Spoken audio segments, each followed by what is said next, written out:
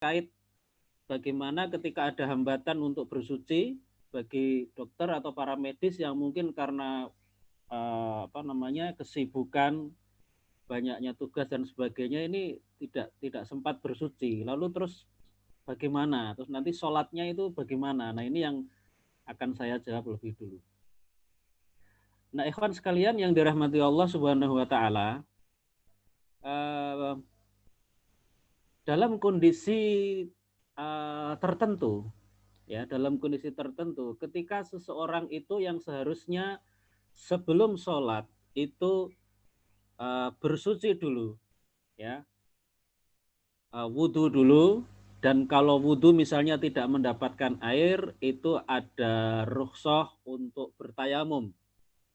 Tapi bagaimana kalau dalam kondisi tertentu seseorang itu dia berwudhu itu tidak sempat, ya, tidak mendapatkan air, mau toharoh yang lain yaitu tayamum, itu juga dia tidak bisa, ya, seperti pada kasus dokter dan para medis yang menggunakan APD, alat perlindungan diri, itu sangat repot sekali kalau harus wudhu mencopot dulu nanti dipakai lagi, padahal APD itu hanya bisa dipakai sekali. Ketika itu sudah dilepas, itu sudah langsung harus dibuang, tidak boleh dipakai lagi. Berarti kalau nanti wudhu dulu, wah, itu sangat repot sekali. Nah, teman-teman semua, ini di dalam pembahasan fikih, ini khususnya pada bab toharoh, itu ada pembahasan yang disebut dengan faqidut tohuroin. Ya, faqidut tohuroin itu artinya orang yang tidak mendapatkan dua sarana bersuci, ya, itu istilah fikihnya disebut faqidu at-tohuroin. Faqid itu artinya orang yang tidak mendapatkan, at-tohuroin artinya dua sarana bersuci. Jadi orang itu tidak mendapatkan air untuk berwudu dan juga tidak mendapatkan tanah atau debu untuk melakukan tayamum. Ya, itu dalam pembahasan fikih di kitab-kitab fikih itu disebut dengan istilah faqidut tahuroin. Itu bagaimana? Apakah dia harus memaksakan diri untuk bersuci atau tidak? Kemudian mengenai sholatnya bagaimana? Dilaksanakan atau tidak? Dan kalau tidak, bagaimana? Kalau iya, bagaimana? Ini ada pembahasannya di dalam kitab-kitab fikih. Itu kata kuncinya faqidut tahuroin, ya. Nah, ini ada pembahasannya di dalam kitab-kitab fikih dengan kata kunci faqidut tahuroin. Nah, ini jawabannya bagaimana? Orang yang tidak mendapatkan dua sarana bersuci, baik itu air untuk berwudu atau tidak mendapatkan tanah atau debu yang suci untuk melakukan toharoh. Nah, ini jawabannya, ini ada perbedaan pendapat atau khilafiyah di kalangan ulama mengenai persoalan ini. Saya sebutkan khilafiyahnya, tapi saya tidak akan mendalami dalil satu persatu. Saya akan langsung nanti setelah saya jelaskan khilafiyahnya, saya jelaskan pendapat yang kuat atau yang rojih menurut kajian saya, ya. Jadi begini. Yang pertama, menurut pendapat di kalangan ulama mazhab Hanafi atau ulama Hanafiyah, ketika orang itu statusnya adalah faqidut tahuroin, orang yang tidak mendapatkan dua sarana bersuci tadi, ya, air tidak ada atau debu juga tidak ada, ya, maka orang yang seperti ini kalau menurut ulama mazhab Hanafi, dia tidak sholat, ya, pada waktu sholat tidak sholat, ya, tetapi nanti setelah memungkinkan dia mendapatkan air atau sarana tayamum, itu dia mengkodok sholatnya. Nah, ini pendapat ulama Hanafi atau mazhab Abu Hanifah.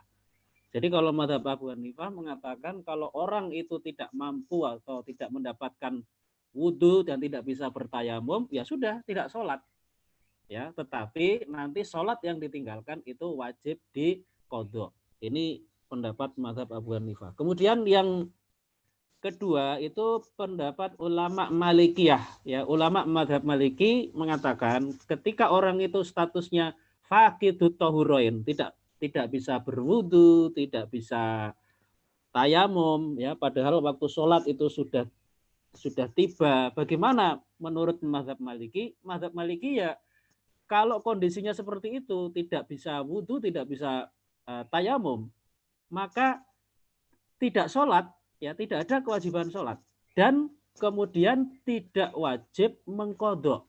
Ini mazhab Maliki. Jadi la yusolli wala yaqdi, atau la yusolli wala tajibu alaihi al-i'adah. Jadi tidak wajib sholat, juga nanti setelah memungkinkan orang itu untuk wudhu atau tayamum juga tidak wajib mengkodok. Ini pendapat dari mazhab Maliki.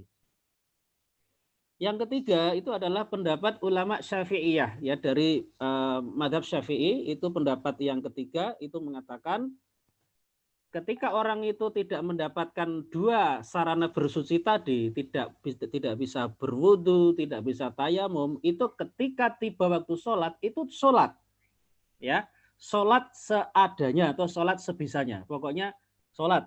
Tetapi nanti ketika sudah lapang bisa berwudu itu wajib mengkodok. Nah ini kalau dalam mazhab Syafi'i, orang yang sholat sebisanya seperti ini, dia tidak wudu, tidak tayamum, itu disebut sholatnya itu lihurmatil wakti, sholat untuk menghormati waktu. Jadi ketika tiba waktu sholat ya sholat, walaupun sebenarnya kondisinya itu berhadas, ya, berhadas. Dia tidak dalam kondisi tohir yang merupakan syarat sah dari sholat. Jadi kalau mazhab Syafi'i itu ada konsep lihurmatil wakti, sholat untuk menghormati waktu, yaitu ketika waktu sholat tiba itu ya sholat, tetapi menurut mereka ini sebenarnya tidak sah sebenarnya. Maka dari itu implikasinya adalah nanti ketika kondisi memungkinkan untuk berwudu ya sholatnya wajib diqodho. Ya, nah ini mazhab Syafi'i. Kemudian yang keempat itu menurut ulama mazhab Hambali atau ulama Hanabilah.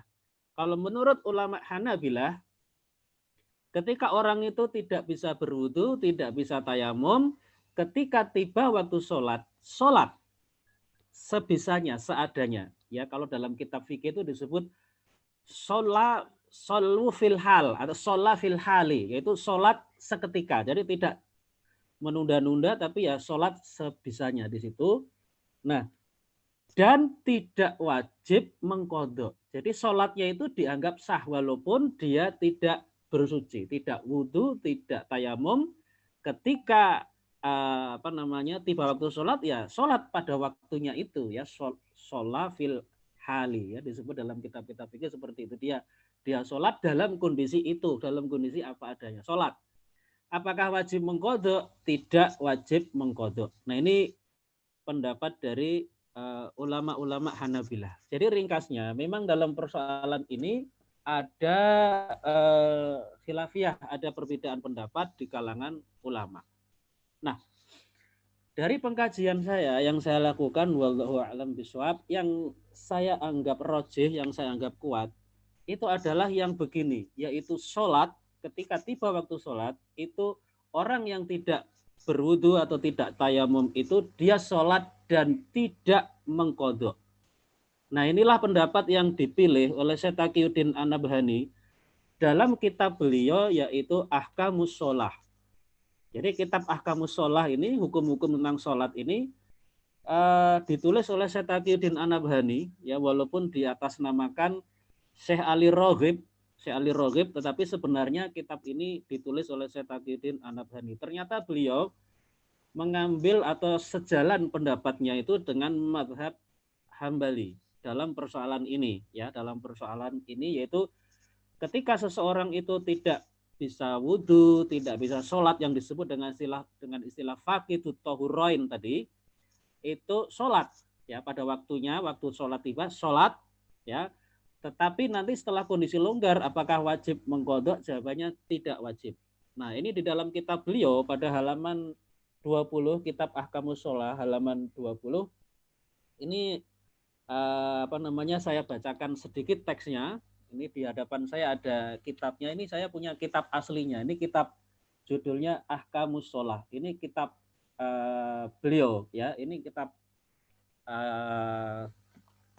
yang akan saya baca. Nah, dalam halaman 20 itu ada pernyataan begini. Wa idza lam yajidil mukallafu lama'an wala turaban.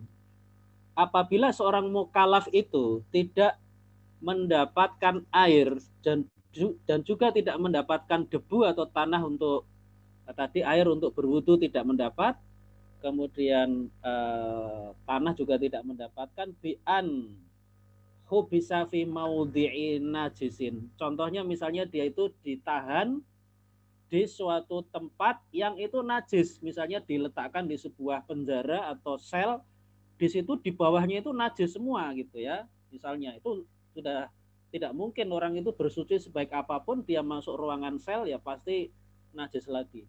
Auhu bisa fi maudhi'in kullihi bilatun ya, atau ya dia ditahan di suatu tempat yang semuanya itu ya semacam najis tadi yang memang tidak memungkinkan untuk bersuci ya. Nah, dan seterusnya di sini ada kalimat fa innahu yajibu alaihi an yusolliya fil hali. Maka sesungguhnya wajib atas dia untuk sholat dalam keadaan itu. Ya. Ala hasabi halihi, sesuai dengan keadaan dia. Wala tajibu alaihil i'adah idza wajadal ma'a. Dan dia tidak wajib mengulangi sholatnya kalau dia mendapatkan air. Nah, ini pendapat beliau. Dari pendapat Setaqiuddin An-Nabhani dalam kitab Ahkamus Shalah halaman 20 ini seperti itu. Jadi ketika tiba waktu sholat, kemudian seseorang itu tidak mendapatkan air atau debu untuk bersuci, ya dia sholat dalam kondisi itu. Nah, apakah wajib mengqadha? Jawabannya tidak wajib. Nah, apa dalilnya? Nah, di sini beliau mengemukakan sebuah dalil hadis dari Imam Bukhari dan Imam Muslim, jadi hadis yang sahih. Ini hadis ini menceritakan tentang peristiwa ketika Aisyah itu beliau meminjam kalung dari Asma, saudaranya perempuan. Ya, Asma punya kalung dipinjam oleh Aisyah. Nah, ketika dipinjam oleh Aisyah itu kalungnya itu jatuh lalu hilang. Jadi hadisnya itu bunyinya kurang lebih seperti ini. An Aisyah radhiyallahu anha anna innaha sta'arat qiladatan min Asma. Jadi Aisyah ini pada suatu saat itu meminjam kalung ya dari Asma. Fahalakat. Fahalakat ini menurut tafsiran dari para ulama ai sakotot wadoat. Jadi halakat ini jangan diartikan rusak atau hancur ya, tapi halakat itu artinya sakotot ya, jatuh perhiasannya itu, wadoat, dan kemudian hilang. Fa'arsala Rasulullah sallallahu alaihi wasallam nasan min ashabihi fi talabiha. Lalu kemudian apa? Rasulullah itu mengirim atau mengutus beberapa orang untuk mencari untuk mencari perhiasan itu yang hilang. Fa'adrakathumus sholatu. Lalu waktu sholat itu tiba kepada mereka. Tiba waktu sholat. Dan nampaknya pada waktu itu tidak mendapatkan air. Ya, pada waktu itu tidak mendapatkan air. Fasollu bi ghairi wudu'in. Lalu mereka itu ya sholat tanpa berwudu. Sholat tanpa wudu. Falamma atau Nabi ya sallallahu alaihi wasallam, maka kemudian ketika mereka itu yang disuruh Nabi untuk mencari perhiasan itu, perhiasannya itu kesimpulannya ditemukan lagi. Ketika mereka mendatangi Nabi, syakau dzalika ilaihi. Mereka itu mengadukan hal itu kepada Nabi, ya, menceritakan mereka tiba waktu sholat tidak mendapat air dan mereka sholat aja tanpa berwudu. Nah, fanazalat ayatut tayammumi, maka pada saat itulah kemudian turun ya ayat mengenai tayammum. yaitu dalam surat Al-Maidah ayat 6. Itu ayat tentang tayamum. Jadi ayat surat Al-Maidah ayat 6 tentang tayamum itu ada sababun nuzul atau sebab atau peristiwa yang melatar belakangnya, yaitu peristiwa tadi. Siti Aisyah ini kehilangan kalung yang dia pinjam dari Asma. Lalu Nabi menyuruh orang-orang untuk mencarinya, ketemu, tapi mereka itu pada waktu itu tiba waktu sholat, tidak mendapatkan air, lalu mereka sholat tanpa wudhu. Nah, ini yang kemudian menjadi dalil dari sekian dalil yang digunakan oleh ulama Hanabilah atau oleh Syekh Taqiyuddin An-Nabhani itu sendiri untuk menyimpulkan hukumnya tadi. Ketika seseorang itu tidak mendapatkan sarana bersuci, apakah itu air atau pengganti air yaitu turab, itu tidak mendapatkan, ya solu fil hali, sholat dalam keadaan itu, ya sholat apa adanya, sudah tidak usah bersuci karena memang tidak memungkinkan untuk mendapatkan sarana bersuci itu. Nah, kemudian setelah sholat itu, apakah nanti ketika kondisi memungkinkan airnya ada, itu apakah harus qadha atau bahasa fikihnya itu i'adah, harus mengulangi sholat? Nah, jawabannya adalah tidak wajib. Menurut Syekh Taqiyuddin An-Nabhani tadi dalam kitab beliau Ahkamus Shalah halaman 20. Apa alasannya? Karena dalam hadis tadi, riwayat Imam Bukhari dan Muslim tadi, ketika para sahabat itu menceritakan kisah tadi, Rasulullah itu tidak menyuruh mereka mengulangi sholatnya. Nabi tidak menyuruh mereka. Nabi tidak mengatakan, sholatmu itu sebenarnya enggak sah loh. Ayo kamu sekarang sholat untuk mengkodok yang kamu tinggalkan itu ketika kamu mencari kalung. Tidak, Nabi tidak mengatakan seperti itu. Jadi Nabi dengan kata lain membenarkan sikap mereka sholat dalam kondisi apa adanya, dan ternyata Nabi sendiri setelah mendengarkan cerita para sahabat tadi tidak memerintahkan mereka untuk mengulangi sholatnya atau mengkodok sholatnya, itu tidak diperintahkan oleh Rasulullah Shallallahu Alaihi Wasallam. Jadi ini yang menjadi dasar kenapa ketika seseorang itu terkategori faqidut tahurain, tidak mendapatkan air untuk berwudu atau tidak mendapatkan debu untuk melakukan tayamum, ya sudah, ketika waktu sholat tiba, sholat seadanya. Dalam kondisi apa dia sholat dalam kondisi apapun, ya dia sholat walaupun tidak berwudu atau tidak tayamum. Nah, nanti ketika kondisi lapang sudah memungkinkan, apakah wajib mengqadha? Jawabannya tidak wajib. Nah, itu. Kemudian ada dalil yang lain yang sebenarnya juga digunakan untuk memperkuat pendapat tadi. Ada hadis yang juga diriwayatkan oleh Imam Bukhari dan Muslim. Fa idza nahaitukum an syai'in fantahu. Apabila aku larang kalian dari sesuatu, maka berhentilah.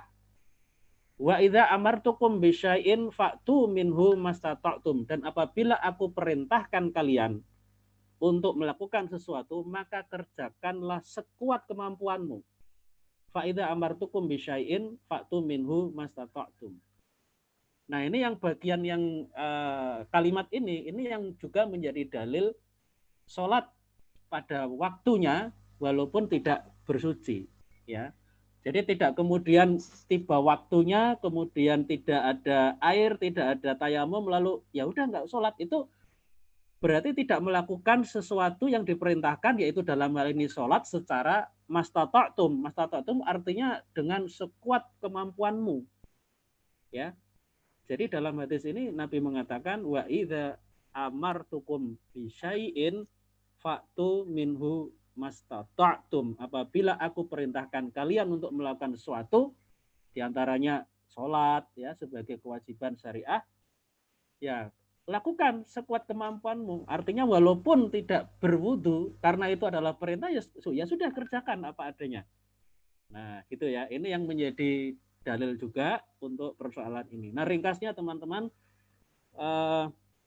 ringkasnya begini. Jadi ketika ini pemahaman ini diterapkan untuk kasus dokter muslim atau para medis muslim yang dia menggunakan baju APD, alat perlindungan diri, seakan repot sekali harus melepas sangat repot kalau harus melepas untuk berwudu terus nanti dipakai lagi. Jadi situasinya sudah tidak memungkinkan. Ya sudah, sholat seadanya.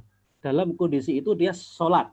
Nah, ketika nanti sudah selesai tugasnya, alat perlindungan diri APD dicopot, sudah bisa wudhu misalnya, apakah wajib mengkodok atau mengulangi sholatnya?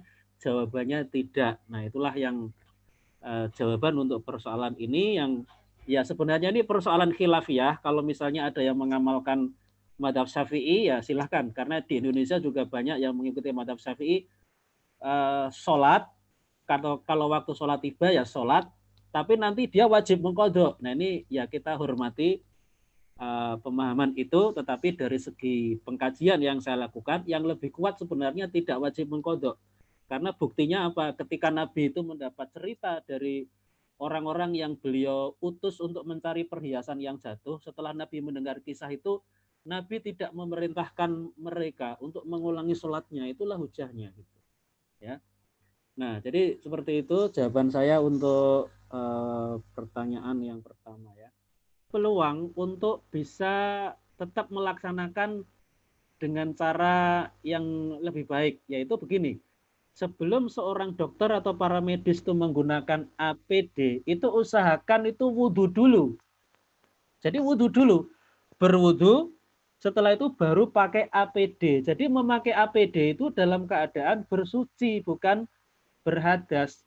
Nah, kalau seperti ini akan lebih mudah. Artinya dia tidak terkategori orang yang tadi istilahnya itu faqidut tahurain, orang yang tidak mendapatkan dua sarana bersuci, baik itu air maupun debu, dia tidak tergolong itu. Kenapa? Karena dia memakai APD itu dalam keadaan suci, artinya sudah berwudu. Jadi kalau boleh saya sarankan untuk teman-teman dokter atau para medis, sebelum Anda memakai APD itu wudhu dulu ya, dan kalau supaya apa namanya lebih enak sholatnya, artinya tidak ada keraguan atau apa, wudhu dulu aja, nanti ketika tiba waktu sholat nah, gitu aja. Ini menurut saya yang lebih apa namanya lebih berhati-hati yang bisa saya sarankan. Saya kira itu. Terima kasih.